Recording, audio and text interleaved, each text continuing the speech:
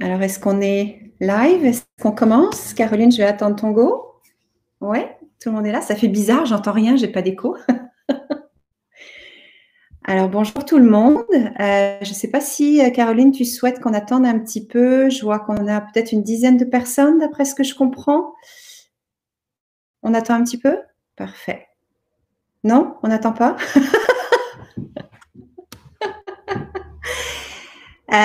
Donc, bonjour tout le monde. Alors, je vois Anna Maria, Clara, Kexi, Madalina, Mélanie, Polo, Viviane, Yula. Je pense que c'est ça. Bonjour, bonjour. Donc, je vais vous encourager, bonjour, je vais vous encourager à chatter éventuellement donc pour vos questions. Ça fait bizarre de vraiment pas avoir d'écho. D'habitude, il y a toujours un écho. J'ai l'impression de parler dans le vide. Donc, aujourd'hui, on va vous faire un petit atelier sur comment effectivement comprendre les mécanismes du recruteur pour optimiser sa candidature. Donc, pour me présenter très rapidement, je suis Sandrine. Je fais du recrutement depuis 25 ans, donc à Montréal. Je suis immigrée, je suis arrivée à Montréal il y a 25 ans. Et puis, depuis une dizaine d'années, je me suis spécialisée peut-être davantage au niveau de la formation de recruteurs, mais je continue à recruter parce que je trouve que c'est un très beau métier. Donc, s'il y en a jamais qui veulent échanger là-dessus, ça me fera plaisir. Mais ce n'est pas l'objectif d'aujourd'hui. De toute façon, on pourra faire ça éventuellement off the record plus tard. Donc, ce qu'on voulait vous présenter aujourd'hui avec Caroline, c'était de comprendre un petit peu effectivement comment est-ce qu'on fonctionnait les recruteurs pour que vous puissiez éventuellement donc adapter vos messages et peut-être vos façons de faire au niveau de votre candidature, des candidatures que vous allez poser. Donc, je vous encourage, c'est sûr que bon là, c'est difficile de vous parler d'interactivité parce que je ne vous entends pas, mais je vous encourage quand même à le faire via le chat. On va avoir, c'est sûr, une période peut-être davantage de questions à la fin. Si vous voulez les poser tout au long de l'atelier pour que ce soit peut-être un petit peu plus interactif et éviter de juste m'écouter parler comme ça pendant 1 heure, je vous encourage à le faire. Caroline va modérer un petit peu tout ça aussi de son côté. Et puis Caroline, si de ton côté, tu veux intervenir, bon, je sais que tu ne peux pas forcément intervenir par la voix, mais si tu veux intervenir par le chat, évidemment, bienvenue à toi pour le faire. Donc, on va rentrer dans le vif du sujet et peut-être pour découper un petit peu, donc le recrutement, on va y aller par étapes. L'idée, c'est de vraiment comprendre effectivement les règles, comment est-ce qu'on fonctionne, encore une fois, pour que vous puissiez vous adapter à tout ça. Donc, je me suis dit que c'était peut-être plus simple de découper tout ça par étapes. On va commencer un petit peu par parler de tout ce qui est poser sa candidature avec un CV jusqu'à éventuellement donc l'entrevue en face à face. Avant de commencer à parler de toutes ces étapes à travers lesquelles vous passez dans un processus de sélection, je voulais peut-être faire un petit, ce que je vais appeler un reality check, là, un petit peu, et vous dire que notre bien le plus précieux à nous recruteurs, c'est le temps. On a toujours un problème de temps. Et dans un monde idéal, avec le temps, on ferait beaucoup plus de choses. Alors, je ne suis pas en train de plaindre le sort des recruteurs. Je ne suis pas en train de dire, pauvre de nous, nous n'avons pas assez de temps. On n'a qu'à effectivement s'organiser. Mais pour que vous puissiez comprendre un petit peu pourquoi est-ce qu'on manque de temps, c'est qu'en général, un recruteur va recruter en même temps minimum 10 à 15 postes dans des domaines qui sont assez variés. Il y a des recruteurs qui vont être spécialisés, par exemple dans des entreprises en TI, en technologie de l'information, qui vont ne faire que du TI. Mais en général, un recruteur dans une entreprise lambda, on va dire, qui travaille, je vais prendre un secteur que je connais parce que j'ai un peu travaillé là-dedans, j'ai travaillé dans une entreprise pharmaceutique, je pouvais aussi bien recruter effectivement des gens qui étaient dans le pharma, que des gens qui étaient dans l'administration, que des gens qui étaient dans la comptabilité, que des gens qui étaient dans la finance, que des gens qui étaient même en RH. Donc, on recrute sur des domaines qui sont très variés. Alors, évidemment, quand on a 10 à 15 postes dans des domaines variés, on reçoit en général, un petit peu moins en ce moment, mais on reçoit en général 50 à 100 CV par poste sur un affichage. Donc, ce que je voulais vous faire juste peut-être réaliser avec ça, c'est qu'à raison de 10 à 15 postes fois 50 à 100 CV, je vous laisse faire le calcul, ça fait une grosse quantité de données à gérer, tout ça. Oui, bien sûr, je vais parler plus lentement. Je m'excuse, oui, je m'emporte des fois, je parle trop vite. Désolée. Donc, effectivement, quand on fait le calcul, ça fait une très grosse quantité de CV à gérer sur une semaine. Donc, dans un monde idéal, on aimerait pouvoir répondre à tout le monde, mais dans un monde idéal, enfin, je veux dire, réellement, on ne peut pas le faire. On n'a pas le temps de le faire. Donc, c'est pour ça que bien souvent, quand vous envoyez un CV puis que vous vous dites, pourquoi est-ce que j'ai pas de retour sur un CV? C'est souvent parce que vous allez recevoir un retour automatisé, effectivement, mais un retour personnalisé, c'est un petit peu plus difficile parce que si je commence à répondre à donc 100 CV par 15 affichages, vous faites le calcul en termes de minutes, j'ai plus le temps pour faire autre chose. On fait en moyenne par recrutement 10 à 20 entrevues téléphoniques, sachant qu'une entrevue téléphonique peut nous prendre aussi entre 15 à 30 minutes et on va rencontrer minimum 3-4 candidats par entrevue, par poste. Donc, tout ça pour vous expliquer un petit peu cette quantité-là, un petit peu astronomique de rencontres que l'on doit faire. Et encore une fois, je ne suis pas dans le bureau des plaintes, en train de dire pauvre de nous.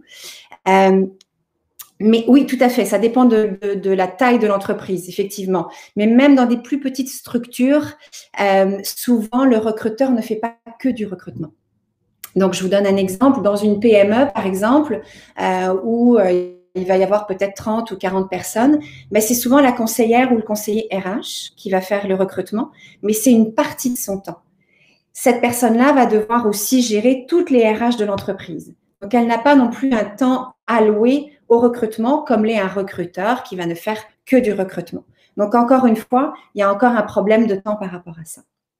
Donc, tout ça pour vous dire, et puis on va en parler un petit peu après, qu'effectivement, il faut relancer éventuellement un recruteur, mais on ne peut pas le faire à chaque fois. Et si vous n'êtes pas répondu tout de suite, ne le prenez surtout pas personnel.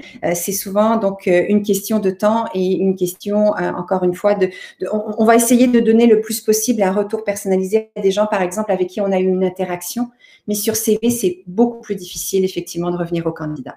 Donc, c'est pour ça que souvent, vous avez des messages, effectivement, qui sont automatisés par les systèmes, parce que, évidemment, on peut faire un envoi massif en beaucoup moins de temps. Donc, petit reality check.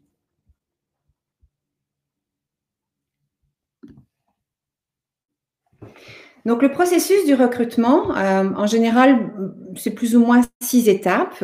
Donc, le recruteur va commencer par définir ses besoins avec le gestionnaire embaucheur. Ensuite, il va y avoir l'affichage du poste. Ensuite, la réception et le tri des candidatures. Va venir ensuite la sélection, l'entrevue téléphonique et puis, bien sûr, la rencontre.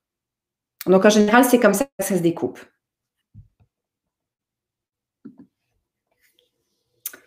Donc, si on parle un petit peu de la définition des besoins, quand on a un poste et quand on a un besoin, alors comme je vous disais, si je reprends un petit peu mon exemple du pharmaceutique, moi, je ne suis pas une experte dans tous les domaines comme recruteur. C'est vous, à la limite, les experts dans votre secteur d'activité. Donc, on va voir effectivement le gestionnaire et avec lui, on va définir effectivement donc, le besoin du poste pour pouvoir créer notre affichage par la suite. Ce qui va être important en fait, et justement parce que je ne suis pas une experte dans le domaine, admettons que je recrute pour un analyste en chimie par exemple, je prends n'importe quel exemple, moi je suis pas analyste chimie.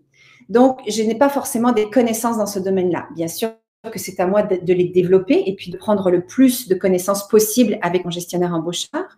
Et ce que je veux vous dire par là, c'est que quand vous faites votre CV, faites bien attention à ce que vous voyez dans l'offre d'emploi. Parce que ce que je vais faire, moi, quand je vais recevoir des candidatures, c'est que je vais essayer de matcher ce que j'ai dans ma définition de besoin et ce que vous avez dans votre candidature. Et donc, c'est là où c'est important que dans votre candidature, dans votre CV, je puisse voir des liens entre donc, vous et le poste. J'ai besoin de comprendre rapidement, encore une fois, je reviens sur cet enjeu de temps, mais j'ai besoin de comprendre rapidement pourquoi est-ce que vous posez votre candidature et pourquoi est-ce que vous pouvez venir régler mon problème. Parce que quand on est en recherche d'emploi, souvent on a l'impression qu'on est en demande. Moi, je pense plutôt que vous venez régler le problème de quelqu'un. Vous êtes un apporteur de solutions. Et je pense que c'est peut-être un switch qu'on peut faire un peu dans la tête quand on est candidat, de dire je ne suis pas en train de demander donc un emploi, je suis en train donc de proposer ma candidature parce que je pense que ma candidature répond aux besoins donc du gestionnaire et aux besoins du recruteur. Donc, c'est très important que vous puissiez faire des liens, et c'est pour ça qu'on dit souvent qu'il faut adapter sa candidature un petit peu au poste, que vous puissiez faire des liens entre ce que vous voyez donc dans les besoins ou dans l'affichage et donc la candidature que vous allez apporter donc au recruteur. Donc, la définition des besoins est un élément qui est très important quand on fait un recrutement parce que c'est là que vraiment on va dessiner un petit peu le profil. Par contre, cette définition des besoins, quelquefois, elle est immuable, elle n'est pas fixée. Et c'est pour ça que quelquefois, quand vous envoyez votre candidature, le retour peut être long parce que quelquefois, la définition du besoin, elle change pour plein de raisons possibles.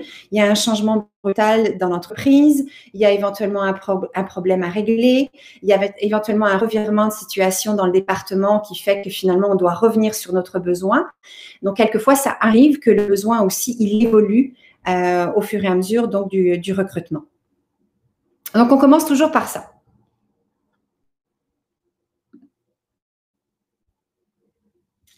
Donc, vient bien sûr à la suite de la définition des besoins, donc les fameux affichages que vous voyez effectivement. Alors, les affichages, vous avez souvent une liste de prérequis. Évidemment, il y a souvent des listes, moi j'appelle ça un peu les listes d'épicerie, quelquefois. Il faut effectivement voir vraiment ce qui est important, donc vraiment les prérequis qui sont de base dans ces affichages-là, versus éventuellement les choses qui sont secondaires. Donc, sur des choses qui sont secondaires, peut-être que si vous ne les avez pas toutes, c'est pas trop grave, vous pouvez quand même poser donc votre candidature. Mais si vous comprenez à travers l'affichage, par exemple, que le bilinguisme est vraiment important et que je vois dans votre CV, par exemple, que vous ne parlez pas anglais, c'est sûr que votre candidature, ce sera probablement pas la première que je vais retenir. Donc, je vais y aller vraiment, vraiment avec les prérequis de base qu'il me faut pour mon poste. S'il me faut un bac, je vais prendre quelqu'un qui a un bac. Je n'aurai pas le choix. C'est la demande de mon gestionnaire. Le recruteur, il travaille pour son gestionnaire. Malheureusement, il ne travaille pas pour les candidats. Malheureusement, ça va sonner un peu cruel, peut-être ce que je vais dire, mais un recruteur ne fait pas de social. Alors oui, on essaye d'être social, évidemment, puis on essaye d'être humain parce que c'est notre travail, mais à l'origine, il travaille pour un recruteur. Pour un gestionnaire. Si je n'apporte pas les bonnes candidatures à mon gestionnaire, ultimement, peut aller jusqu'à faire une plainte et dire que je fais mal mon travail. Donc, mon but à moi, c'est vraiment de matcher les candidatures avec le besoin de mon gestionnaire et de répondre aux besoins de mon gestionnaire.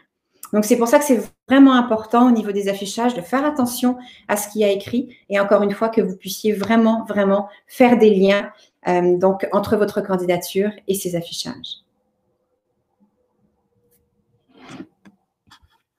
Je continue, je ne vois pas de questions, je continue. Donc, qu'est-ce qu'on doit faire avec les affichages? C'est peut-être apprendre aussi à lire un petit peu donc, entre les lignes, à répondre évidemment aux annonces de manière personnalisée.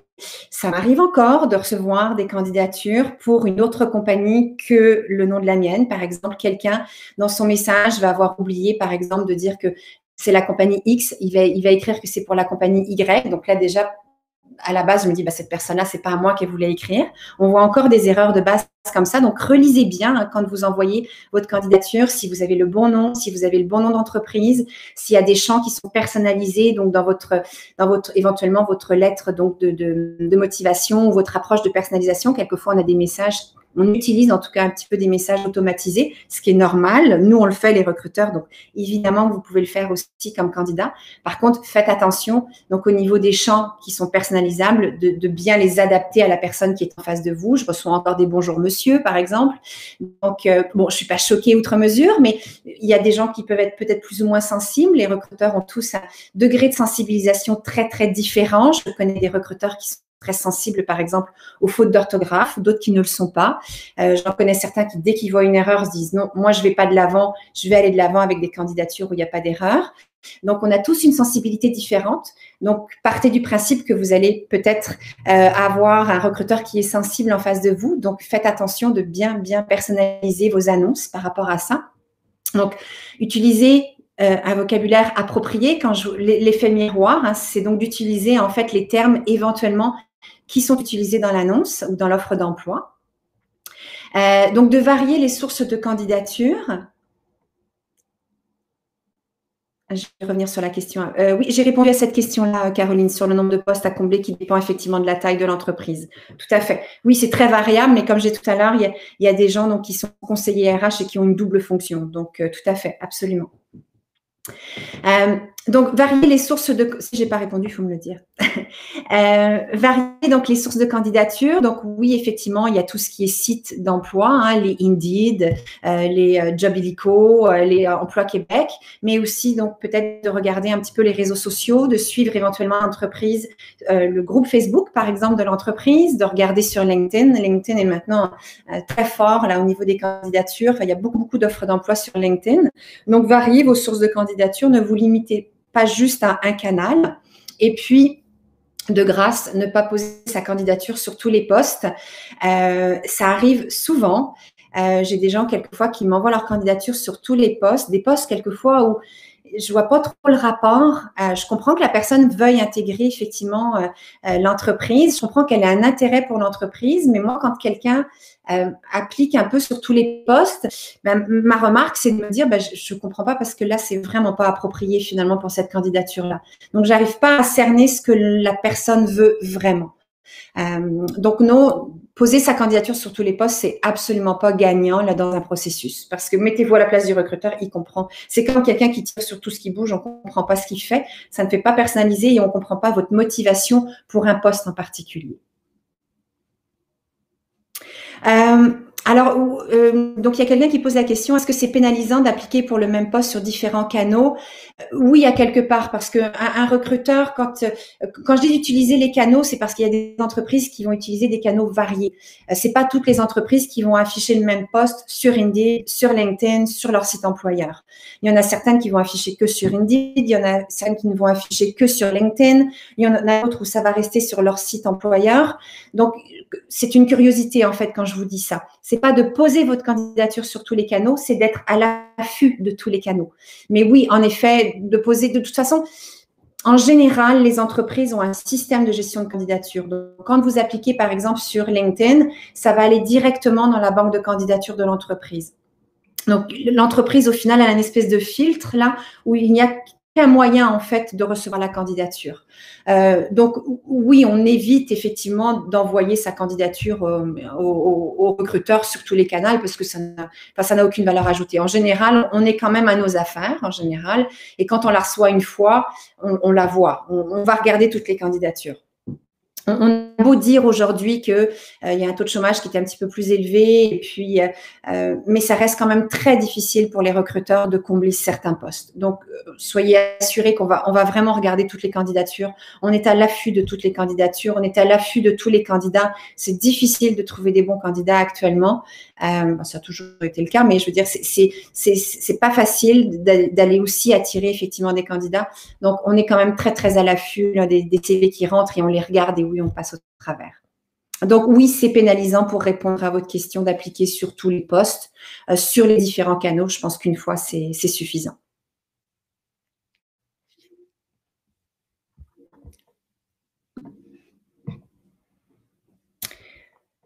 Bienvenue. Donc, les sources de recrutement, on en a parlé un petit peu tout à l'heure, effectivement. Donc, tout de suite, avec les différents canaux, il y en a beaucoup. Vous avez beaucoup de possibilités aujourd'hui d'aller chercher de l'information sur les entreprises. Il y a beaucoup d'endroits. Les recruteurs sont accessibles. Ils sont sur LinkedIn. Vous pouvez les voir. Vous pouvez voir même leur parcours. Vous pouvez faire des recherches. Vous pouvez aller googler les entreprises, les nouvelles. Il y a quand même énormément de sources. Donc, pour vous d'aller chercher de l'information. Et évidemment que plus vous serez informé sur l'entreprise ou éventuellement sur les gens que vous allez rencontrer, ça va être évidemment un meilleur atout. On aime bien en entreprise les gens qui sont curieux. Qui vont sans tout savoir, sans tout connaître, mais qui vont éventuellement poser des questions qui vont être reliées à de l'information qui a été divulguée sur différents canaux, notre site internet ou éventuellement des nouvelles sur LinkedIn. Donc, n'hésitez pas quand vous avez une approche, en tout cas avec une entreprise, d'aller googler la personne avec qui vous allez avoir une entrevue téléphonique, d'aller googler éventuellement le gestionnaire embaucheur avec qui éventuellement vous allez avoir une entrevue par la suite. Mais aujourd'hui, vous avez vraiment une mine d'informations qui est incroyable. Donc surtout n'hésitez pas de votre côté à aller faire des recherches sur tous ces canaux-là. Bien sûr, quand on parle évidemment de tout ce qui est réseaux sociaux, ben, il y a aussi on va parler principalement de LinkedIn hein, parce qu'on ne va pas trop traîner sur Facebook et autres. Ce sont des profils en général qui sont personnels, ça ne nous intéresse pas. Mais si on parle vraiment de votre profil professionnel, ben, bien sûr que votre LinkedIn doit être à jour. En général, une des premières choses qu'on va faire quand on reçoit une candidature et une candidature qui nous intéresse, on va souvent aller voir son profil LinkedIn. Donc, et même, on va même faire de la chasse aussi sur LinkedIn. Hein. On va à la chasse donc de candidatures sur LinkedIn. Donc, faites attention à ce que votre profil LinkedIn soit, on appelle ça le personal branding. Hein. C'est un petit peu votre micro-site où vous pouvez vous mettre de l'avant. Donc, à ce qu'il soit à jour, à ce qu'il y ait des informations qui soient quand même complétées, à ce qu'on puisse comprendre aussi peut-être et faire un lien entre ce qu'il y a dans votre profil LinkedIn et éventuellement votre CV. Et votre profil LinkedIn n'est pas forcément non plus un copier-coller de votre CV. Souvent, ce qu'on veut voir sur LinkedIn, c'est aussi cette capacité d'interaction. Ou alors éventuellement des projets vraiment sur lesquels vous allez travailler et même de vos objectifs. Donc, c'est pas forcément un copier-coller de votre CV. Il y a des choses évidemment qui sont recoupées. Hein, ça reste un parcours professionnel. Mais vous pouvez vous permettre de faire plus de choses sur votre LinkedIn. Vous avez une section information. Vous pouvez parler donc un petit peu de vous. Vous pouvez vous décrire un petit peu, décrire ce que vous avez envie de faire, décrire vos projets professionnels. C'est un travail qui est assez long de refaire son profil LinkedIn. J'imagine, et puis Caroline, tu me diras, mais j'imagine qu'à l'Hirondelle, vous avez certainement des ateliers LinkedIn, enfin, ou en tout cas, on peut vous supporter à ce niveau-là, mais surtout, ne négligez pas donc cette partie-là. C'est vraiment, vraiment l'outil le plus utilisé. Donc, Caroline, merci. Tu me réponds que oui, il y a des ateliers LinkedIn. Je vous encourage vraiment, vraiment, vraiment à les suivre parce que c'est vraiment très fondamental aujourd'hui d'avoir un LinkedIn qui est à jour quand on est en recherche d'emploi. Donc, mettez votre profil à jour sur les médias sociaux. Et puis, sur les médias sociaux peut-être qui sont plus personnels, de type Facebook ou Instagram ou autre, faites juste attention à ce qui est divulgué d'un point de vue public. Après, votre ligne privée, ligne publique, elle vous appartient. C'est à vous de savoir où est-ce que vous la mettez. Il y a des gens qui sont plus à l'aise de s'ouvrir, d'autres un peu moins. Mais si jamais, en tout cas, je vais vous googler, que je ne tombe pas éventuellement sur de l'information que vous ne voudriez pas que je vois. Donc, ça peut être, je sais pas, un parti, une fin de semaine, enfin, peu importe.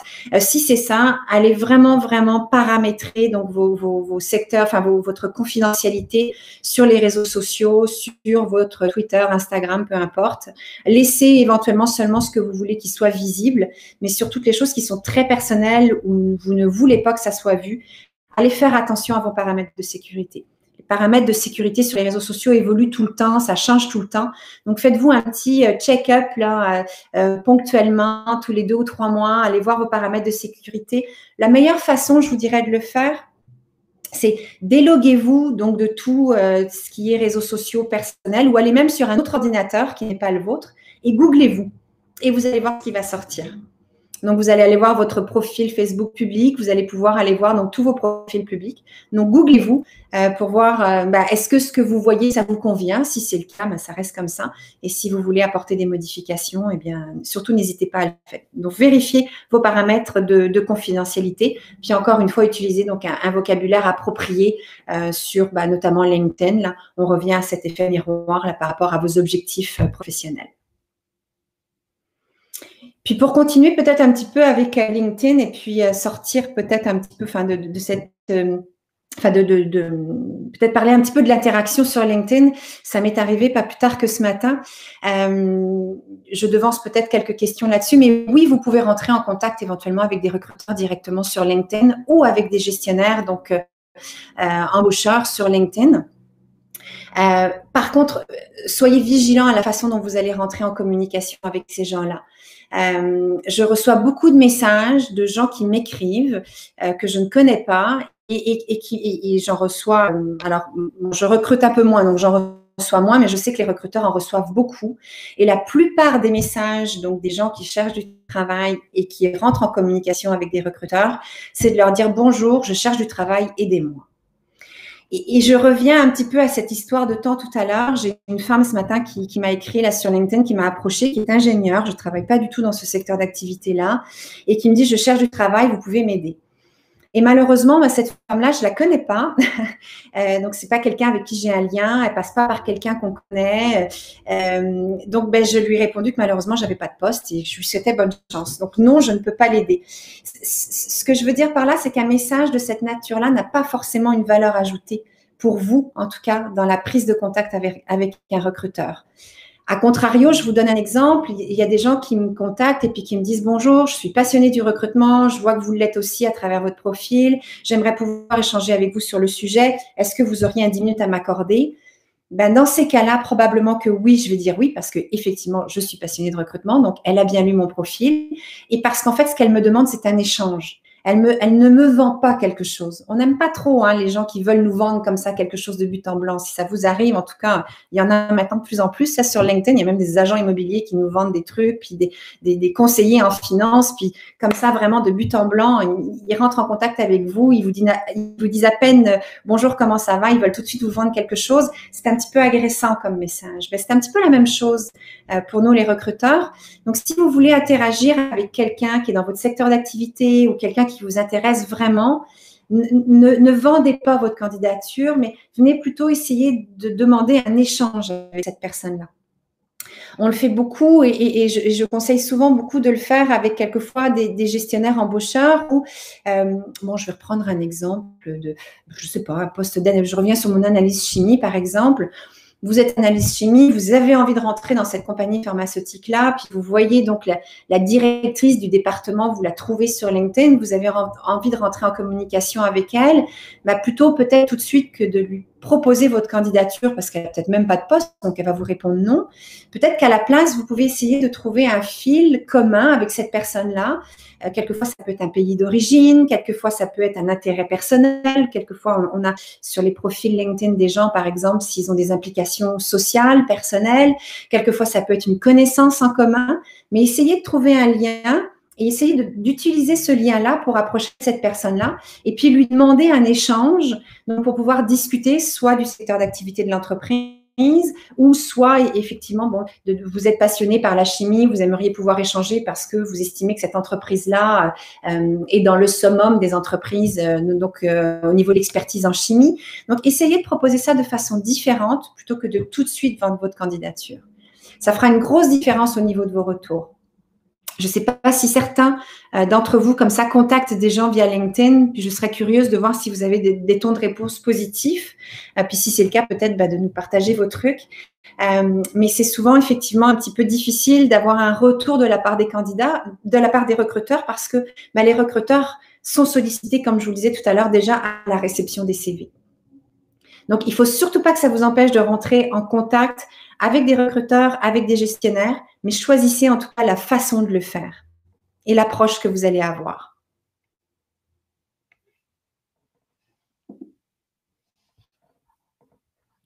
Ça va, ça va?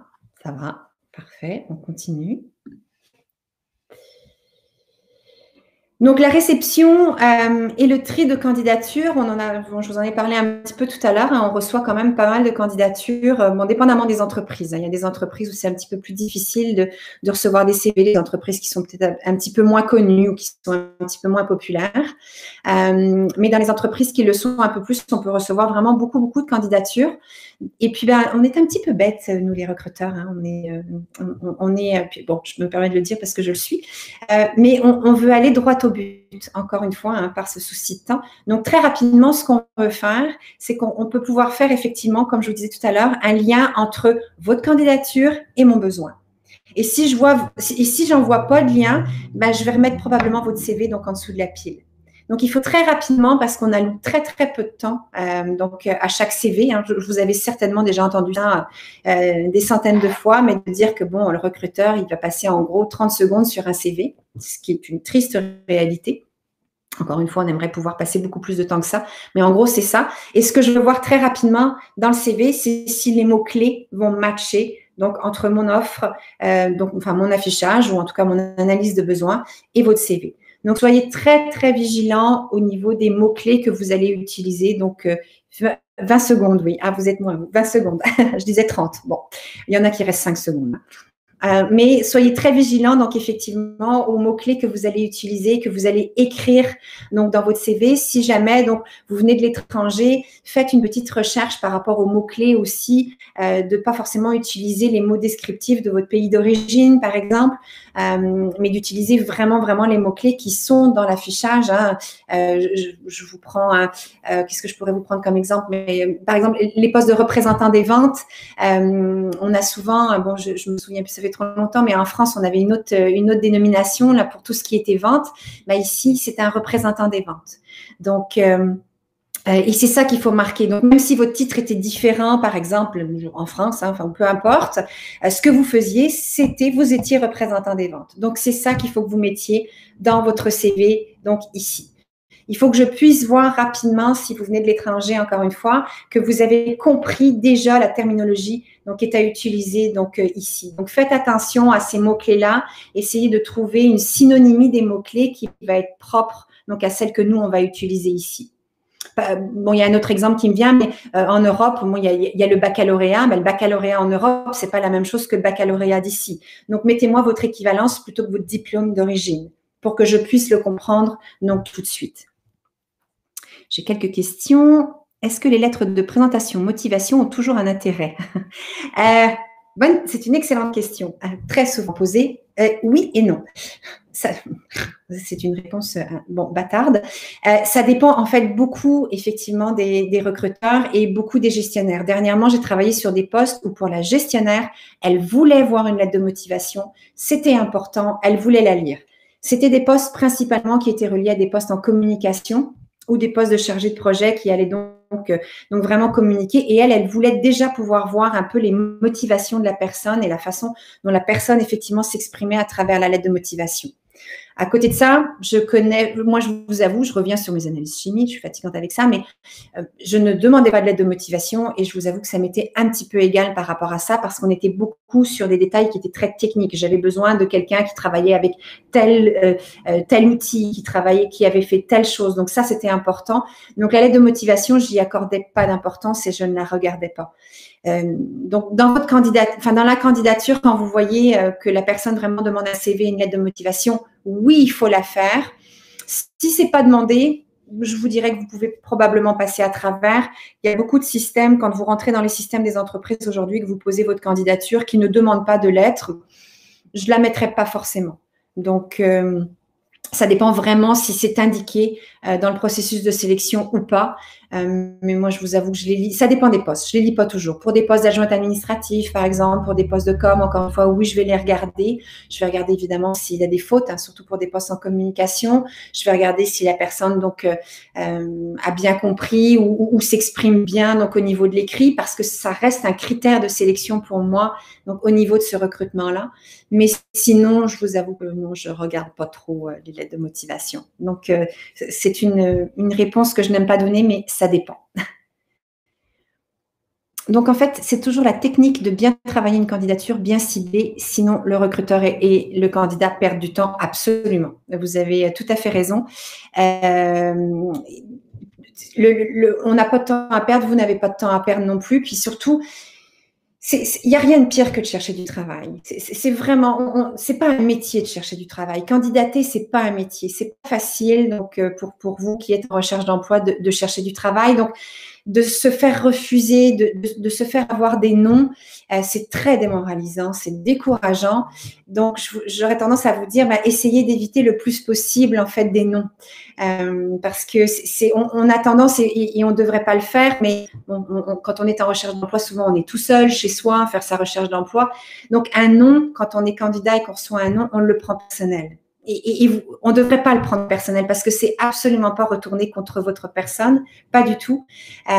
Mais si on peut essayer le plus possible, effectivement, d'avoir des noms pour éviter d'avoir ce côté très démoralisant dans la recherche d'emploi, en effet. Donc, plus vous ciblez, plus vous risquez effectivement donc, ou d'augmenter en tout cas vos taux de retour positifs de la part des recruteurs. Et même si ça se termine pas par un mariage, hein, donc à débouler par une offre d'emploi, ben, au moins vous avez commencé un processus de sélection et puis vous avez éventuellement rencontré le recruteur en entrevue téléphonique, vous avez éventuellement échangé avec lui, vous avez pu en apprendre éventuellement davantage sur le poste, sur le métier, donc ça reste quelque chose de positif. Mais c'est vrai que cette perte de temps, on essaye de l'éviter à tout le monde en fait. Quelle importance accordez-vous à la lettre de présentation? Donc, bon, je viens un petit peu de répondre. Effectivement, elle perd de son importance aujourd'hui. Et effectivement, vous avez raison, Clara, surtout sur les candidatures simplifiées avec LinkedIn et tout ça. Donc, non, vous n'avez absolument pas tort. Donc oui, Yamina, il faut une lettre. J'ai pas mes lunettes, alors j'espère que j'écorche pas vos prénoms parce que c'est Yamina, c'est écrit en tout petit. Donc oui, il faut une lettre gagnante, tout à fait. Faites attention effectivement aux fautes d'orthographe. Ça peut tout à fait vous pénaliser effectivement. Puis c'est vrai qu'au niveau de la lettre, après, c'est de trouver quelquefois quelque chose, de faire des liens. Je reviens encore sur cette histoire de lien, mais de faire des liens entre donc votre candidature et le poste. Si c'est pour me faire une lettre de motivation, bonjour, je suis intéressée par votre poste, et qu'il n'y a rien qui fait que, ça donne pas forcément grand-chose. Donc, il faut quand même qu'il y ait une petite valeur ajoutée. Ça m'est arrivé, alors par le passé en tant que candidate, je faisais pas beaucoup de lettres de motivation, j'avoue. J'étais probablement une mauvaise candidate, mais je l'ai fait à une ou deux reprises parce que vraiment, j'avais l'impression que j'avais quelque chose à dire. Donc, je voyais un lien, puis j'avais essayé de faire quelque chose un petit peu original, et puis effectivement, ça a porté fruit parce que j'ai attiré l'œil donc du recruteur. Donc, si c'est pour dire quelque chose effectivement qui est un petit peu différent ou de vous positionner de façon différente et que ça a une valeur ajoutée, il faut que ça ait une valeur ajoutée, oui, vous pouvez la faire. Si c'est pour dire veuillez accuser réception de ma candidature, je pense que ça ne sert pas à grand-chose. Est-ce que le suivi de sa candidature une semaine après envoi le courriel de remerciement post-entrevue fait une réelle différence? Oui, je vais vous répondre effectivement, Clara. On va venir effectivement là-dessus sur le suivi des candidatures. C'est une excellente question. En fait, on peut répondre maintenant. Quand vous me dites suivi de sa candidature une semaine après l'envoi, donc c'est après l'envoi du CV. Hein, vous n'avez pas eu de contact avec le recruteur. Je vais juste vous laisser une petite. Parfait. Une semaine, c'est court. Une semaine, c'est court parce que comme en général, quand on ouvre un recrutement, on va le laisser par exemple afficher au moins une dizaine de jours en général. Donc, une semaine, c'est un petit peu court parce que quelquefois, j'ai même pas eu le temps de trier toutes les candidatures. Quelquefois, j'ai même pas été voir les CV. Donc, vous m'envoyez un rappel avant que j'ai vu votre candidature finalement. Donc, je dirais que c'est peut-être un petit peu court.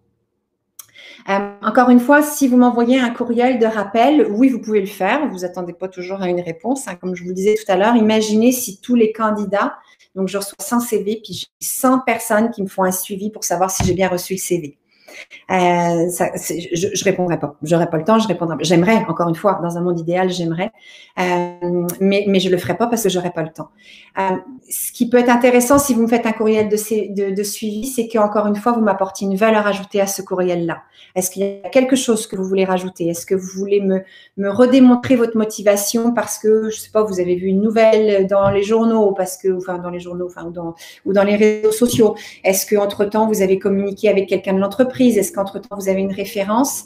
Si vous avez une information supplémentaire à m'avancer, je vous dirais oui. Un simple suivi de candidature après un CV, vous n'avez rien à perdre de le faire, encore une fois, mais ne vous attendez pas à une réponse. N'ayez pas d'attente, c'est ça que je veux dire. Je vois ta question, Caroline, sur la lettre de recommandation. La lettre de recommandation, est-ce qu'on parle de la lettre de référence ou est-ce qu'on parle de la lettre de motivation? Je veux juste être sûre de ne pas mal répondre à la question. Je vais laisser donc répondre quelques minutes à Mélanie. Une lettre de référence, vous n'avez rien à perdre effectivement de l'ajouter. Encore une fois, il faut qu'elle ait une valeur donc ajoutée. Donc oui, vous n'avez rien à perdre de le faire effectivement. Est-ce que ça fera la différence? Non, pas à cette étape-là. Vraiment pas à cette étape-là. On n'est pas rendu encore au processus et aux étapes de référence. Donc, ça fera pas une grosse différence. On va y aller avec la candidature qui nous apparaît de toute façon la plus compétente. Les lettres de référence, éventuellement, on les verra après. Puis, je vous dirais que même au niveau des recommandations et des références, il y a de plus en plus d'entreprises qui n'en prennent plus. Parce que, évidemment, les références aujourd'hui, quand on prend les références d'un candidat, normalement, on ne peut appeler selon la loi que les références qui nous sont données par le candidat. Donc, les recruteurs questionnent le fait de dire si j'appelle la personne qu'on m'a dit d'appeler, est-ce que vraiment je vais pouvoir aller chercher l'information que je veux avoir? Donc, il y a beaucoup d'entreprises qui sont en train d'éliminer ce processus de référence et de recommandation. Et puis, il y a aussi beaucoup d'entreprises dans leur politique qui ne veulent plus donner de référence. Donc, ils vont garantir que quand on les appelle pour des références sur telle candidate, ils vont nous dire oui, elle a bien travaillé de telle date à telle date. Puis ça s'arrête là, on ne veut pas donner de référence supplémentaire. Une question de loi là, sur la divulgation d'informations et tout ça. Donc, on les fait de moins en moins, donc les références de candidature. On va vous les demander souvent, mais on les fait de moins en moins. Dans les grandes entreprises, on les fait de moins en moins. Mélanie, vous me direz si je n'ai pas répondu à votre question surtout. Donc, voilà un petit peu pour la réception et puis le tri des candidatures. On fait des piles, très bêtement. Et puis, on commence évidemment par les premières candidatures que l'on reçoit qui, encore une fois, vont matcher le plus donc avec notre besoin. Oui, en effet. Oui, probablement que certains employeurs demandent encore des lettres de référence. C'est le cas, vous la donnez, tout simplement. Donc, de faire un suivi, je voulais aborder ce point-là. Donc, de faire un suivi sur votre candidature par téléphone ou par mail ou même par LinkedIn éventuellement. Oui, mais pas dans les 2 jours, pas dans la semaine. Je vous dirais, laissez passer peut-être un petit peu de temps et puis ajouter donc une valeur ajoutée dans votre message pour que je puisse être happée par ce message-là et me dire son message est intéressant, je vais retourner voir sa candidature. Parce que c'est ça l'objectif que vous avez, c'est que je retourne voir votre CV en fait et que j'y apporte une attention particulière. Je veux juste regarder le temps. Oh mon Dieu, ça passe vite. Donc, la sélection, comme je vous disais, c'est un petit peu une question là, de piles. Donc, on fait des petites piles avec nos CV et puis on va commencer en général, on va envoyer donc, nos CV au gestionnaire embaucheur qui lui va refaire sa sélection. Et en général, je vous parle vraiment de processus en général, évidemment, il y a des exceptions. Mais en général, ensuite, le gestionnaire va nous dire, tu appelles un tel, un tel, un tel et un tel. Donc, il va y en avoir 5 ou 6 sur la piste, sur la liste, je veux dire. Et donc là, on va passer aux entrevues téléphoniques. Donc, peut-être des petits détails au niveau de l'entrevue téléphonique. Évidemment, quand vous répondez à un recruteur, alors je ne m'attends pas à ce que vous soyez toujours disponible. On est intrusif dans la vie des gens. Je reçois votre CV, je vous appelle. Vous pouvez être avec vos enfants, vous pouvez être dans les transports en commun, vous pouvez être peu importe. Donc, vous pouvez ne pas être disponible et vous avez le droit de ne pas être disponible. Je préfère quelqu'un qui me dit, écoutez, je ne peux pas vous parler maintenant. Est-ce que je peux vous rappeler plus tard? Que quelqu'un qui est avec un enfant qui crie ou avec le métro, je l'entends pas, je suis obligée de répéter. C'est pas forcément agréable. Donc, n'hésitez pas à dire, écoutez, je peux pas vous répondre pour l'instant. Est-ce que je peux vous rappeler à telle heure? Et de prendre donc un rendez-vous téléphonique avec le recruteur. C'est vraiment, vraiment préférable que de mal répondre ou que d'être stressé ou que de vouloir répondre tout de suite parce que, bonne nouvelle, vous avez eu un retour du recruteur. Non, vous pouvez ne pas être disponible tout de suite. Vous n'êtes pas à ma disposition. Vous n'êtes pas à la disposition des recruteurs. Donc, assurez-vous d'être dans de bonnes conditions pour répondre.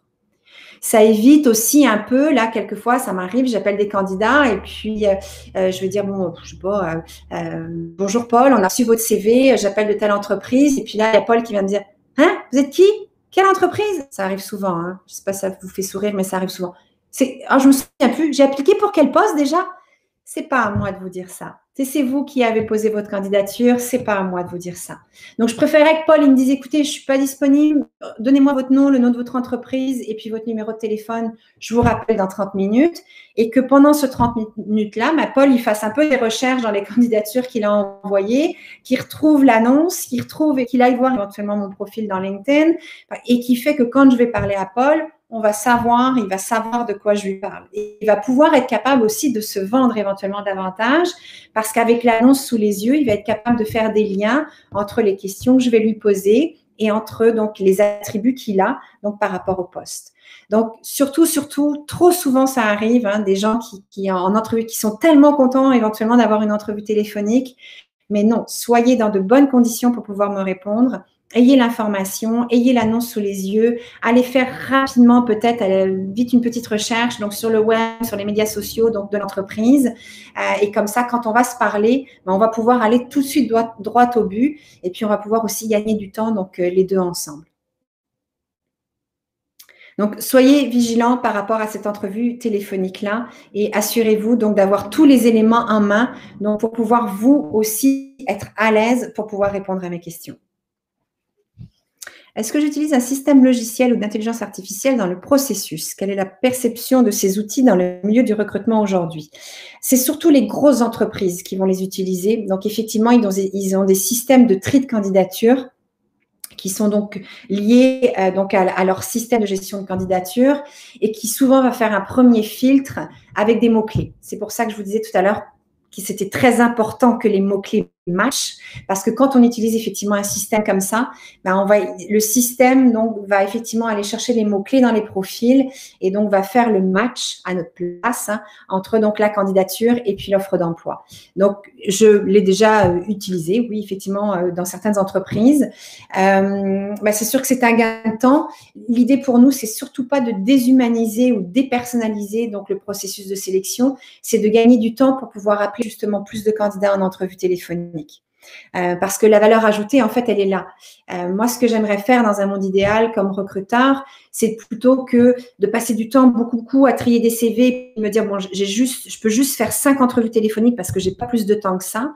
Mais j'aimerais pouvoir élargir un petit peu mes horizons puis me dire, je vais en appeler 10 plutôt que 5. Et je vais pouvoir éventuellement aller chercher des candidatures qui sortent peut-être un petit peu du lot.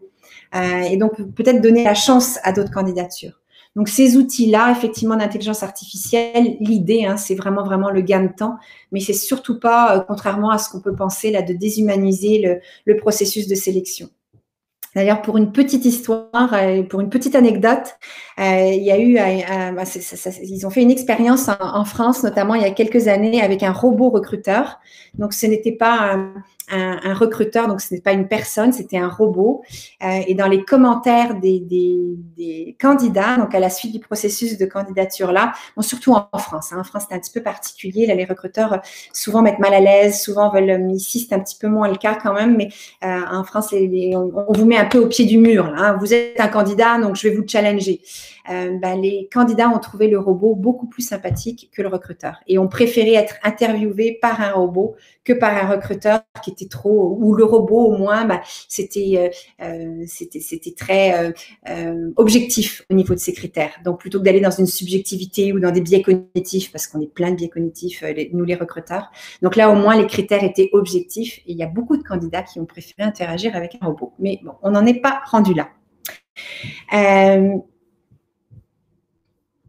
Donc, voilà un petit peu pour l'entrevue téléphonique. Donc, vraiment, assurez-vous d'être dans de très bonnes conditions pour pouvoir répondre aux candidats, aux recruteurs, parce que c'est quand même là vraiment votre première impression. Moi, c'est vraiment ça qui va décider après si oui ou non je décide de poursuivre avec un candidat.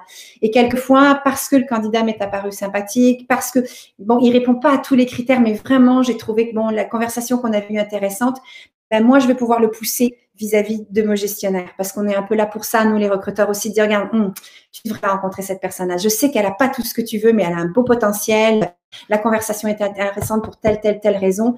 Donc, vraiment, ne négligez pas cette partie de l'entrevue téléphonique. C'est un peu votre passeport pour l'entrevue. Donc, soyez vraiment vigilants par rapport à ça et soyez dans de très bonnes prédispositions pour pouvoir répondre donc aux recruteurs.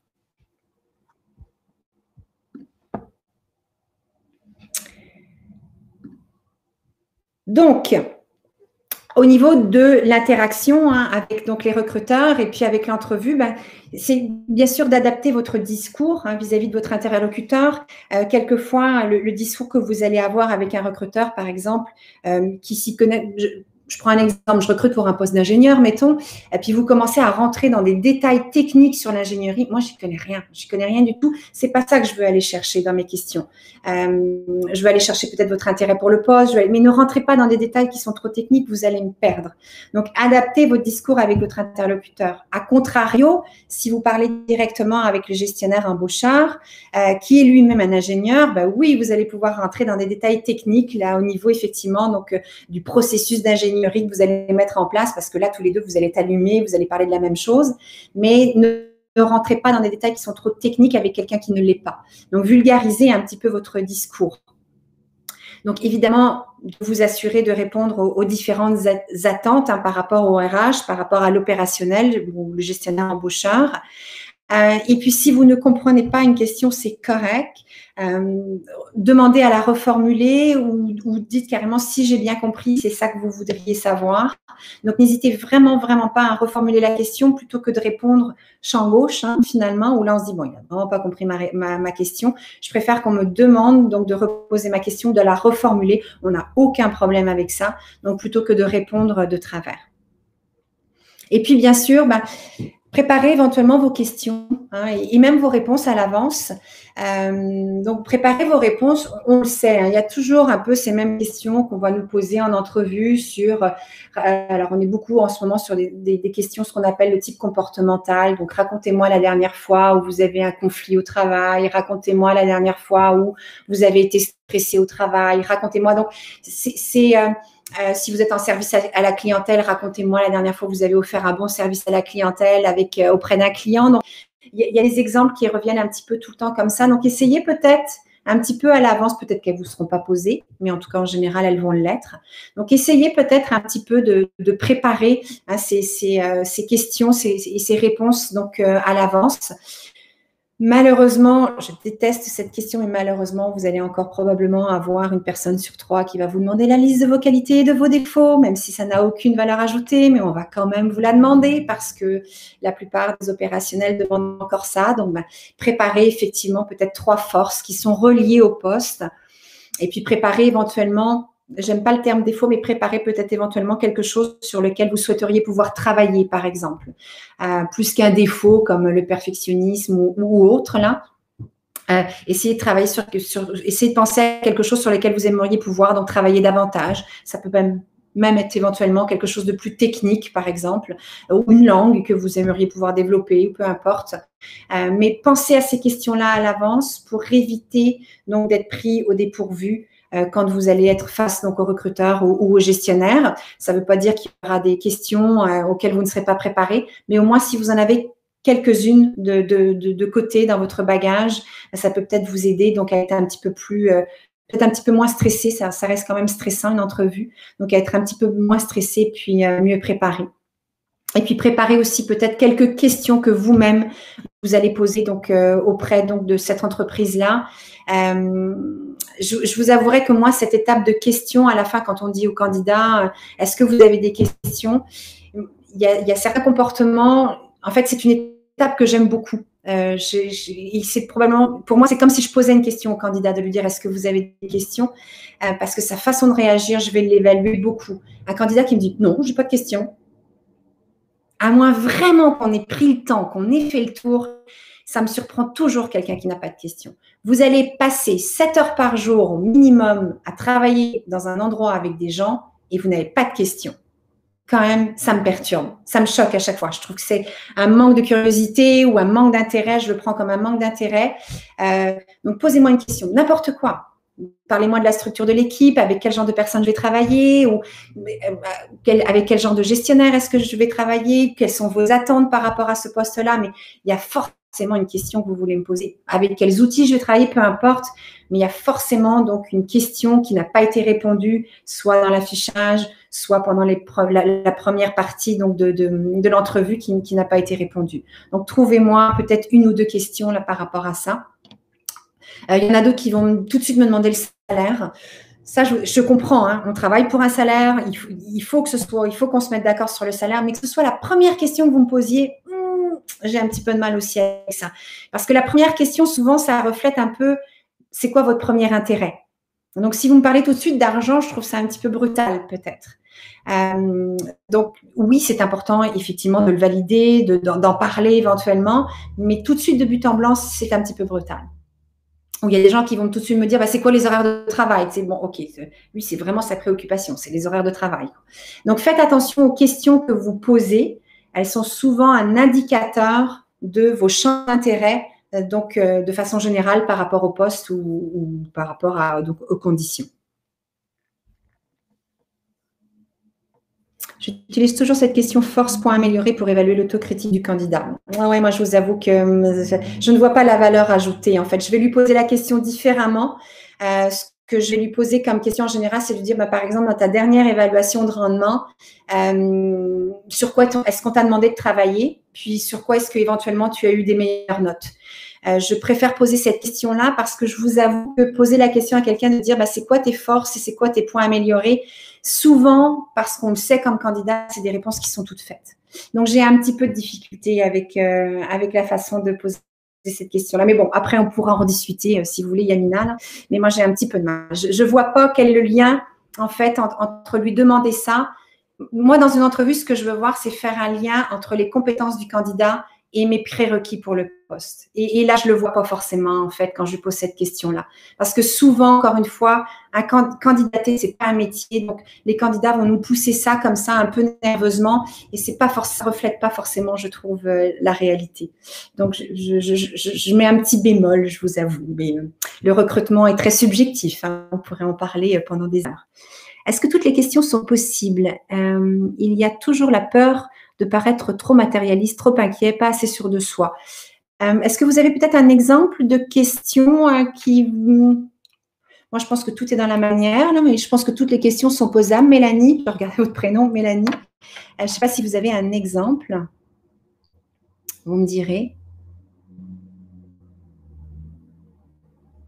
Oui, Yamina, faites un lien entre cette question et mise en situation clinique, d'accord. Ah, parfait, j'ai répondu. D'accord, super. Sandrine, combien d'entrevues peuvent être considérées avant d'être choisies comme candidat?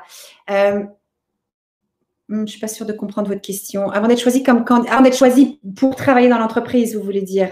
C'est-à-dire, on peut passer par combien d'étapes d'entrevue? J'imagine que c'est ça la question. Ça dépend beaucoup d'entreprises. Moi, honnêtement, j'essaie d'éviter, alors à moins pour des postes de gestion de haut niveau où ça peut aller jusqu'à 3 rencontres. Enfin, pour des postes opérationnels, une entrevue, en général, c'est assez. Quelquefois, je trouve que c'est aussi annonciateur. Je vois encore des processus de 5-6 entrevues. Je me dis, mon Dieu, mais qu'est-ce qu'ils n'ont pas vu dans la première pour en faire une 5e? Souvent, que je trouve aussi que quelquefois, le candidat, il se répète 5 fois à 5 personnes différentes. Je trouve que c'est un peu lourd, mais je sais qu'il y a des entreprises qui le font quand même. Je vous avoue que on n'a pas forcément l'embarras du choix quand on est un candidat, mais souvent en tant que candidat, moi je me pose des questions en me disant pourquoi est-ce qu'ils ont besoin de me faire 5 entrevues pour m'évaluer. Mais bon, si le poste m'intéresse vraiment, je vais aller jusqu'au bout. Je vous dirais que c'est en fonction aussi à vous de voir, en fonction de votre niveau de confort, d'intérêt par rapport au poste. Pour moi, sur des postes vraiment de premier niveau, une entrevue, ça devrait être assez. 2 entrevues éventuellement, peut-être 3 pour des postes de gestion, mais je trouve qu'au-delà de 3, ça commence... souvent, je vais questionner. Enfin, moi, quand j'ai un gestionnaire me dit « je veux le revoir en entrevue », pour valider quoi? On va refaire une entrevue, on va lui reposer les mêmes questions. Ou alors, ce qui peut être intéressant, c'est pour valider peut-être des points techniques ou pour faire un test technique ou donc pour faire vraiment des choses différentes. Ou quelquefois, on demande à des candidats de faire des présentations.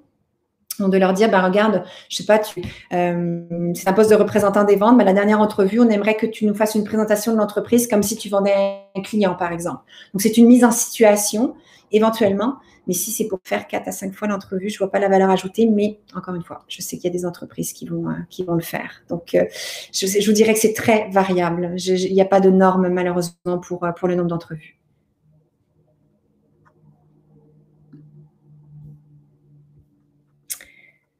Donc, je vois l'heure qui tourne, ça fait un petit peu plus d'1 heure déjà. On va parler des entrevues virtuelles. Oui. Donc, que pensez-vous des entrevues virtuelles? Est-ce que vous voulez dire donc des entrevues, parce qu'il y a 2 types d'entrevues virtuelles, je dirais. On parle des entrevues via Zoom, Yamina? Est-ce que c'est ça que vous voulez dire? Oui. Bah, ça remplace effectivement les entrevues physiques. On n'a pas trop le choix hein, dans le contexte actuel, effectivement. Moi, j'ai gardé un petit peu le processus de garder quand même la première prise de contact téléphonique parce que je me sens un petit peu mal de tout de suite rentrer dans la vie de quelqu'un avec un candidat que j'ai pas évalué une première fois. Donc, j'ai gardé quand même l'entrevue téléphonique en premier. Puis effectivement, dans la deuxième étape, on passe sur une entrevue virtuelle parce que on n'a pas le choix en fait. Donc, qu'est-ce que j'en pense? C'est une belle solution actuellement pour pouvoir continuer à faire du recrutement et puis interagir donc avec les candidats de façon plus personnalisée. Je trouve qu'il y a une grande indulgence que l'on doit avoir aujourd'hui avec les entrevues virtuelles parce que là, on rentre dans la vie des gens, on rentre chez eux. Là, vous êtes chez moi, par exemple. Hein. Bon, moi, je suis pas chez vous, je vous vois pas, mais en l'occurrence, si je vous voyais, je serais chez vous. Alors, quelquefois, qu'est-ce que ça implique? Ça implique le chien qui aboie, la porte qui sonne, les enfants qui déboulent parce que aujourd'hui, ils ont de l'école à la maison, l'internet qui fonctionne pas très bien parce qu'il y a 3 enfants qui sont en train de prendre des cours en ligne, le petit qui arrive parce qu'il a faim. Enfin, on voit un peu tout type de situation, même des gens des fois qui se m'est arrivé, hein, un candidat qui se lève et puis qui était encore en bas de pyjama. Donc c'est assez cocasse, je vous dirais, ce qu'on vit là avec ces entrevues virtuelles. Moi, je pense qu'il faut prendre ça avec un grand sourire. C'est déjà assez compliqué comme ça en ce moment.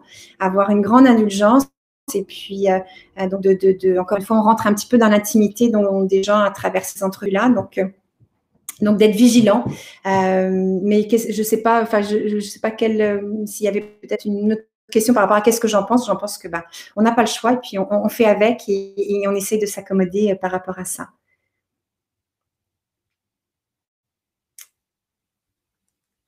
Les biais culturels. Ouais, tu veux parler un petit peu de tout ce qui est biais cognitif, hein, et biais, oui. Ça évolue beaucoup. Il y a énormément en ce moment de formations qui sont données aux entreprises, qui sont données aux gestionnaires.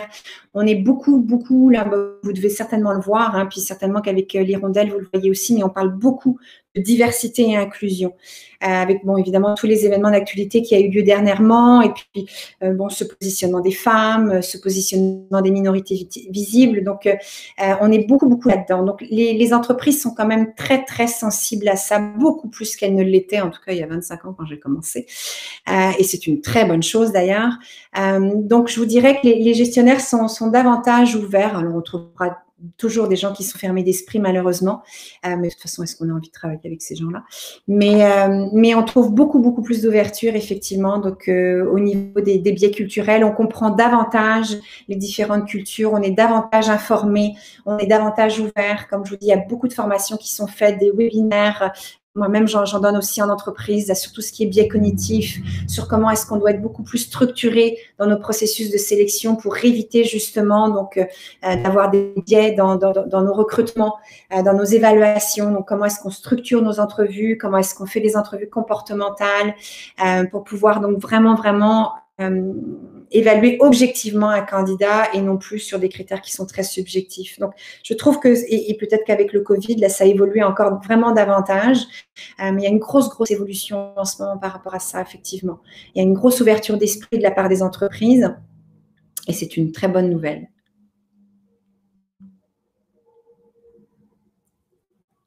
On voit de plus en plus d'entreprises qui se disent ouvertes à la diversité, mais dans le concret, j'ai l'impression qu'il y a un blocage.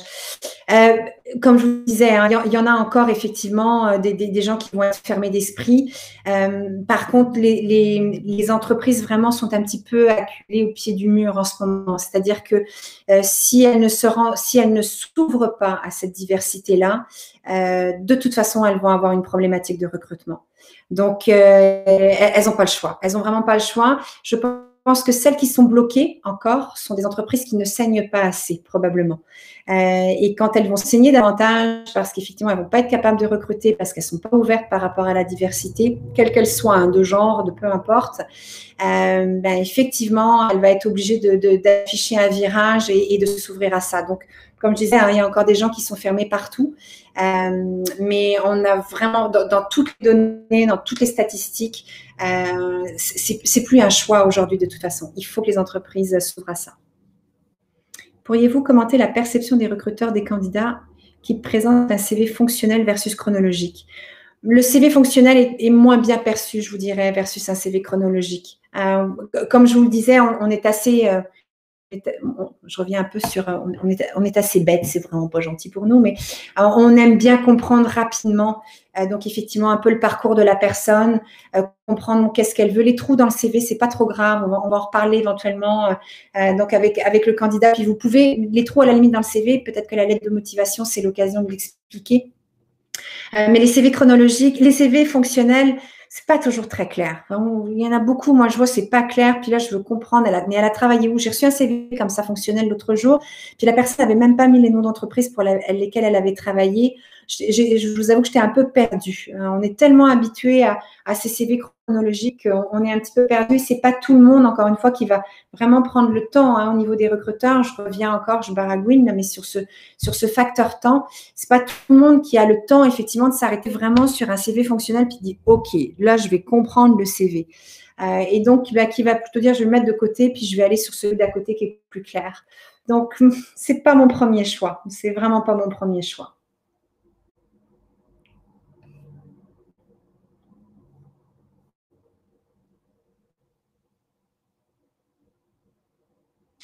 Oui. Donc effectivement, ça arrive souvent. Pouvez-vous donner des conseils aux candidats qui changent de carrière ou qui présentent des lacunes dans l'emploi?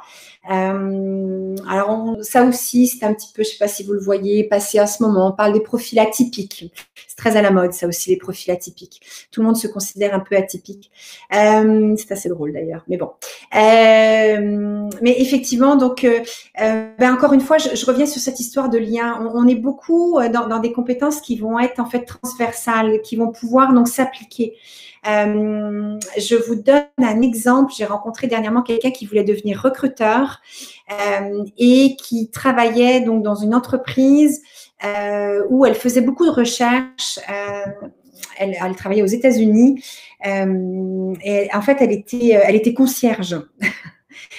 Donc pour des gens qui étaient assez aisés apparemment, et donc elle faisait toujours de la recherche pour eux, donc éventuellement chercher des femmes de ménage, des hommes d'entretien. Je suis très alors là la diversité pour le coup je l'ai pas en disant ça, mais du personnel de soutien. Il fallait toujours qu'elle cherche du monde, qu'elle cherche de l'information, qu'elle réserve éventuellement donc des endroits, des voyages. Elle était tout le temps en train de chercher de l'information.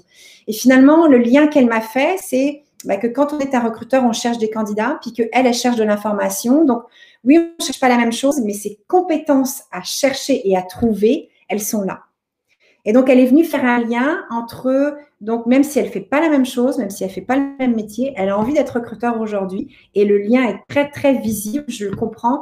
Et elle me l'a démontré, elle a réussi à me le démontrer et j'ai poussé sa candidature à plusieurs personnes là, qui cherchaient des recruteurs, qui étaient ouverts effectivement à avoir des gens qui étaient plus juniors. Donc, trouvez-moi des liens. C'est absolument pas un problème. Le changement de carrière, on les voit de plus en plus. Les gens comme ça qui effectivement vont faire des revirements de situation. J'ai parlé avec une avocate aussi l'autre jour, qui elle aussi voulait devenir recruteur.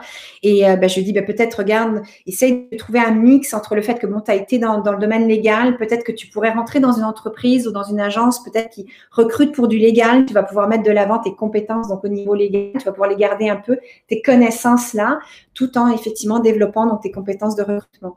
Donc, il y a des liens, il y a toujours des liens qu'on peut faire, c'est de trouver les liens, ressortez-moi les mots-clés par rapport à ces liens-là.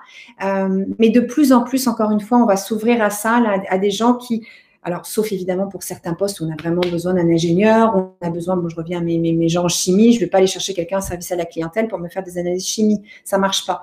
Mais sur donc des postes où on va vraiment chercher davantage des compétences, donc moins techniques, oui, tout à fait, c'est tout à fait faisable. Après, ce qu'il faut faire de votre côté à vous, c'est de vous vendre. Donc, il y a vraiment un travail supplémentaire que vous devez faire de vous vendre, peut-être de contacter, de discuter avec des gens qui font ce métier-là, de voir comment est-ce que vous pouvez faire des liens. Donc, proposer des cafés virtuels, c'est peut-être un petit peu plus facile en ce moment. N'hésitez pas à proposer des cafés virtuels avec des gens qui sont dans le domaine pour savoir comment est-ce que vous pouvez faire ces liens-là. Et puis, encore une fois, essayez de trouver des gens avec qui vous avez… dernièrement, j'ai conseillé quelqu'un qui venait d'un pays étranger et puis qui cherchait dans le domaine pharmaceutique. Je lui ai dit, écoute, en premier, essaye de rentrer en contact avec des gens dans le pharma ici à Montréal qui viennent du même pays que toi et qui ont fait le même processus que toi il y a quelques années. Et je dis évidemment ces gens-là, si tu les contactes en disant, écoutez, vous avez fait cette démarche-là il y a quelques années, c'est à mon tour donc de le faire. On vient du même pays. Je voulais savoir comment est-ce que vous vous y êtes pris éventuellement pour vos premières démarches d'emploi et tout ça. Mais c'est sûr que ces gens-là vont être plus enclins donc à aider cette personne-là parce qu'ils comprennent sa situation à cette personne-là puisqu'ils sont passés par. Donc, de trouver des moyens de rentrer en contact avec les gens et puis d'aller chercher de l'information pour vous aider, vous, après, à repropulser un peu votre candidature.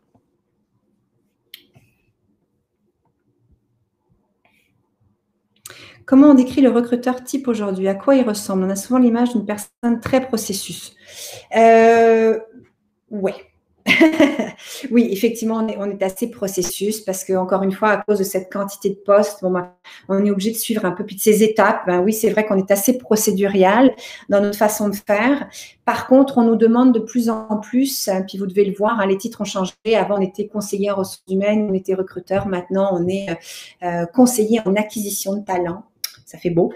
Mais on va effectivement, on est davantage en mode, donc je recherche des talents effectivement, donc autour de moi. Donc on est peut-être davantage un petit peu à la pêche, à la chasse de talents. Donc effectivement, il y a des profils qui se dessinent un peu. Hein. Vous allez voir ce qu'on appelle des sourceurs, donc des gens qui vont faire que de la chasse de tête, qui vont être qu'en mode je cherche sur les réseaux sociaux, je cherche dans les organisations, je cherche dans les associations, je cherche un peu partout, donc des talents qui vont éventuellement pouvoir répondre aux besoins de l'entreprise. Puis il y en a d'autres qui sont davantage en mode réception de candidature.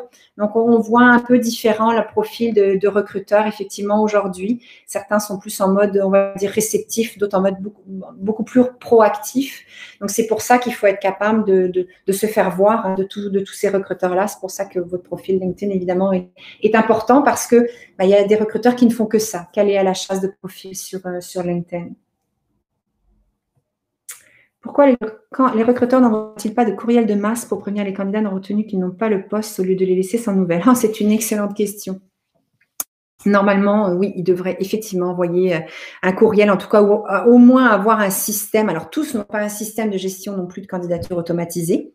Il y en a qui le font encore à la main. Donc, ceux-là, effectivement, ils ne vont pas vous envoyer probablement de retour. Mais effectivement, pour ceux qui ont un système de gestion de candidature automatisée, je suis d'accord avec vous. On devrait toujours fermer un dossier et puis donc envoyer effectivement donc un message pour dire que oui, on a donc comblé le poste. Il y a toujours ces écoles de pensée. On essaye de le faire le plus possible. En tout cas, moi, dans mes formations de recruteur, c'est ce que je prône, de toujours fermer donc une conversation avec un candidat, peu importe le moyen. Donc oui, je suis d'accord avec vous. En théorie, on aimerait que ça se fasse. En pratique, malheureusement, effectivement, je vois même des recruteurs qui ne donnent pas de nouvelles suite à une entrevue physique ou virtuelle maintenant, là, mais qui ne donnent pas de nouvelles. Et je trouve ça pitoyable, mais bon, qu'est-ce que vous voulez que je vous dise? Je ne sais pas quoi vous dire. Ça m'arrache le cœur, mais je trouve qu'à partir du moment où on a contact avec un candidat, la moindre des choses, c'est de faire un retour, mais ça arrive encore. Pourriez-vous nous donner votre point de vue sur la première expérience de travail québécoise? Ah oui. En quoi être journalier au serveur va améliorer les compétences d'une business analyst? C'est un exemple qui vient d'arriver au Québec. C'est une excellente question. Ouais, la fameuse première expérience de travail québécoise. On revient un petit peu à cette question de diversité tout à l'heure. Comme je vous le disais, les recruteurs vont être plus. Je vous donne un exemple. Si je prends effectivement, parce qu'il y a certains postes pour lesquels ça s'adapte plus ou moins, mais pour certains postes, si je prends un poste de conseiller en ressources humaines, par exemple, c'est sûr que quand je reçois 2 CV comme recruteur, puis que j'en ai une qui vient d'arriver, puis que j'en ai une qui est là depuis 10 ans, évidemment que je vais davantage me tourner vers la personne qui est là depuis 10 ans parce que je me dis que ça va être, alors j'ai tort, je le sais, mais que ça va être plus facile, qu'elle connaît les normes du travail d'ici, qu'elle connaît les lois d'ici, que l'adaptation va être plus facile, qu'elle va plus rapidement comprendre comment l'organisme ou l'entreprise effectivement fonctionne. Donc oui, effectivement, on ne va pas se mentir, entre quelqu'un qui a de l'expérience et quelqu'un qui n'en a pas, évidemment que je vais me tourner vers quelqu'un qui a de l'expérience. Ça, c'est clair. Et je sais que c'est pas bien, mais c'est comme ça parce qu'on va vers la solution, évidemment, la plus facile, évidemment. Je ne crois pas effectivement qu'être serveur ou journalier, ça a une valeur ajoutée quand vous êtes business analyst. Ceci dit, aujourd'hui, sur des postes de business analyst, je pense que votre compétence et votre expérience à l'international a une très grande valeur ici sur le marché québécois. Faites-moi des liens encore une fois, mais que vous ayez une expérience québécoise ou pas pour ce type de poste, elle est quand même normalement secondaire. Encore une fois, voyez comment est-ce que vous pouvez vraiment adapter votre profil, votre CV, puis peut-être même rentrer en contact donc avec des gens qui font ce travail-là. Comment est-ce que vous pouvez donc faire des liens, peut-être faire partie d'associations quelconques, de groupes de travail, de groupes LinkedIn, de groupes Facebook, essayer de glaner donc le plus possible d'informations. Mais je ne pense pas qu'effectivement que d'être journalier ou serveuse va améliorer ses compétences. Par contre, effectivement, d'aller voir si déjà vous vous êtes intéressé au marché, oui, ça, pour moi, ça va être une valeur ajoutée. Si, par exemple, je reviens sur ma conseillère ou mon conseiller en ressources humaines, je vois qu'il a contacté l'ordre des CRHA, il sait ce que c'est déjà l'ordre des CRHA, il l'a contacté, il a fait des démarches, il a un petit peu regardé le code du travail québécois, il a compris déjà plein de nuances au niveau de la façon de travailler ici versus la façon de travailler. Déjà, je vais faire grande capacité d'adaptation, grand intérêt, grande curiosité. J'estime à ce moment-là que le temps d'adaptation va être beaucoup plus court avec quelqu'un comme ça qu'avec quelqu'un qui m'a écrit encore, par exemple, son titre à la française, par exemple. Donc, faites des liens pour me montrer que vous avez un intérêt ou montrez-moi que vous vous êtes déjà. Moi, j'avais quelqu'un en communication comme ça qui avait appliqué, qui venait de l'étranger aussi. Puis, elle avait déjà fait des recherches. Elle était déjà bénévole dans un événement en communication. Bon, les événements, il n'y en a plus en ce moment, vous allez me dire, mais ça va revenir. Mais elle était déjà bénévole donc sur un événement en communication. Elle avait déjà créé des liens. Elle avait donc, je me disais, oh waouh, une belle capacité d'adaptation. Ça vaudrait la peine qu'on la rencontre, même si elle n'a pas d'expérience ici. J'espère que j'ai répondu à votre question. Il reste 12 minutes. OK, parfait. Pour un recruteur, quelle est la valeur d'un diplôme obtenu hors Québec sans évaluation comparative? L'évaluation comparative est-elle importante pour un secteur privé? Ça dépend toujours de l'entreprise, vraiment. Il y a des entreprises vraiment, même dans le secteur privé, qui vont vouloir avoir quelqu'un qui a l'équivalence d'un bac, par exemple, pour des postes en gestion. Il y a des entreprises pour qui ça va être secondaire, mais les gens ont besoin de se situer un peu. Donc, je dirais, puis alors là, je suis très cordonnier, très mal chaussée parce que je n'ai jamais fait mes équivalences de diplôme. Je n'ai jamais fait, j'en ai jamais eu besoin. J'ai eu la chance, mais je ne vous le conseille pas de le faire. Donc, c'est faites ce que je dis, mais faites pas ce que je fais. Mais je pense que par défaut, ayez-la en poche, puis vous verrez ce que vous en ferez après. Mais je vous conseille de la faire, cette évaluation comparative, parce qu'il y a un moment donné ou un autre, peut-être que quelqu'un ou qu'une entreprise va vous la demander, ben, au moins vous l'aurez avec vous. Donc, je vous conseille effectivement de la faire. Après, la valeur, il y a beaucoup de recruteurs qui n'arrivent pas à faire le lien. Donc, ils ont besoin d'avoir effectivement, pour les rassurer encore une fois, de savoir que bon, oui, ça équivaut bien à un bac ou ça équivaut bien à un DEC. OK, donc moi, c'est vraiment un DEC minimum, c'est le prérequis minimum. Ben, je peux aller de l'avant avec cette personne-là. J'ai remarqué que beaucoup de candidats se préparent beaucoup, mais finissent par être inefficaces lors de l'entrevue. Pourriez-vous donner des conseils pour aider les candidats à paraître plus naturels lors d'un entretien, pas comme s'ils avaient mémorisé des réponses? Ouais. Ben, comme je vous disais tout à l'heure, je pense qu'il faut être très indulgent comme recruteur. Candidater, c'est pas un métier, c'est stressant. On n'est pas à l'aise. Donc, je pense que c'est à nous, en tout cas les recruteurs aussi, de les mettre à l'aise, de ne pas parler vite comme je fais, de prendre le temps de les mettre à l'aise, de poser des questions, donc éventuellement un peu plus lentement, de faire ça de façon très conversationnelle pour pouvoir vraiment les mettre à l'aise. Ça fait vraiment une très, très grosse différence. Je n'ai aucun intérêt à mettre mal à l'aise un candidat en entrevue et à le mettre dans une situation de stress. De toute façon, c'est pas le meilleur de lui-même qui va ressortir ou d'elle-même qui va ressortir.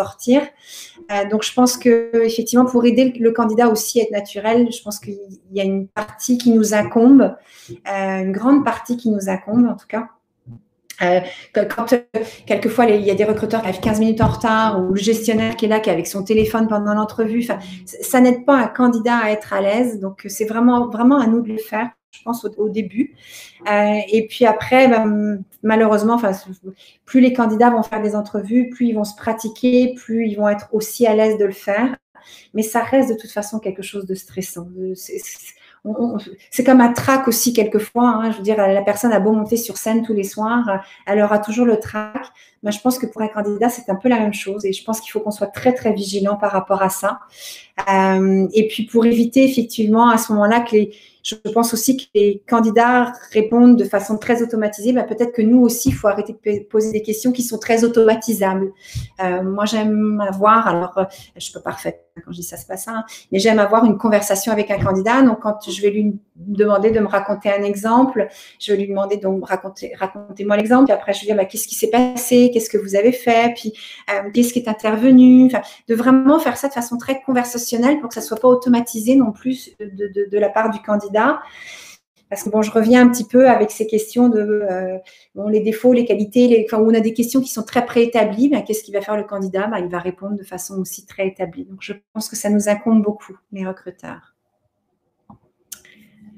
Un petit mot de fin, merci d'abord.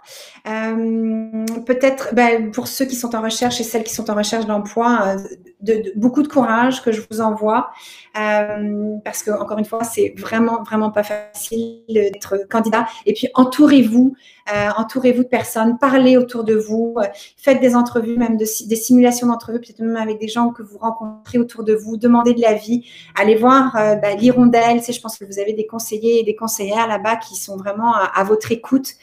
Surtout de ne pas rester isolé en fait et de ne pas rester enfermé.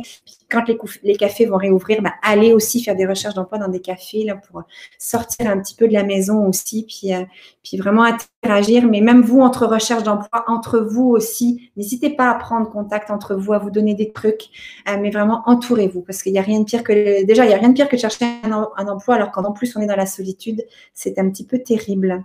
Donc, je vous remercie infiniment. Puis, je vous souhaite bon courage et bonne continuité et beaucoup de succès dans tout ce que vous allez entreprendre. Merci.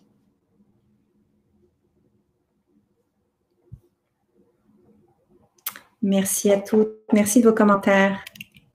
Merci Amina. Je remets mes lunettes. Viviane, merci beaucoup. Julia, Clara, Madalina, merci. Prenez soin de vous surtout.